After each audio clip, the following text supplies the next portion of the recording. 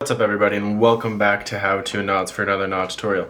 Today we are going to be talking about the two-half hitches, or ABOK number 54, in our Ashley's Book of Knots series.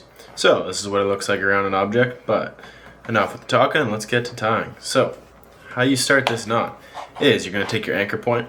Your anchor point can be vertical or horizontal like this. We're just going to go around it, and then what we're going to do is we're going to make a hitch upwards on the line. So I'm going to wrap, and then I'm going to make this wrap upwards, right? So I'm hitching upwards, and then what we're going to do is we're going to cross here. So we're going to come over, and then we're going to hitch upwards again. So I'm going to hitch here, and I'm going to push those hitches together, and then I'm going to slide them to my object there. And that's it. That is the two-half hitches. I can do it one more time real fast for you. Round your object, hitch upwards on the rope, work down the rope, and one more hitch, working up the line, and then you can tighten around your object.